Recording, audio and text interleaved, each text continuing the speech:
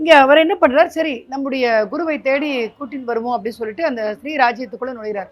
ஆனா அந்த ராஜ்யத்துக்குள்ள என்னன்னா, எந்த ஆண்களும் நுழைய முடியாது. ஆண்கள் நுழைய முடியாது ராஜ்யம். அப்ப எப்படி உள்ள போறது? உடனே வந்து யோசிக்கிறார். தானும் வந்து ஒரு ஸ்திரீயா மாறுறார். ஆஞ்சநேயருடைய அருளால தானும் வந்து ஒரு பெண்ணாக மாறி அந்த ராஜ்யத்துக்குள்ள போறார். அப்ப அந்த ராஜ்யத்துக்குள்ள ஒரு நர்த்தனம் சொல்லுவாங்க இல்லையா? அரசர்களை மகிழ்விப்பதற்காக நடனம் ஆடுபவர்கள். அவர்களோடு சேர்ந்து அந்த மிருதங்கம் வாசிப்பவராக அவரும் உள்ள போறார். உள்ள போனோடனே என்ன பண்றார்?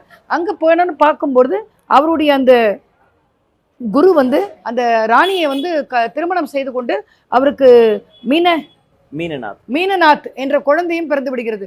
இப்ப எப்படியாவது இவரை தன்னுடைய குருவை வெளியில கொண்டு வர வேண்டும் நினைத்துக்கொண்டு அவர் என்ன பண்றார், அந்த தவல் வாசிக்கும் பொழுது, மிருதங்கம் வாசிக்கும் பொழுது, வாருங்கள் குருவே நம்ம போகலாம் அப்படின்னு சொல்லி வாசிக்கிறார். வாசிக்கும் பொழுது அப்ப அவருக்கு புரிந்து விடுகிறது, தன்னுடைய சிஷ்யன் தன்னை அழைக்கிறான்ங்கிறது புரிந்து விடுகிறது.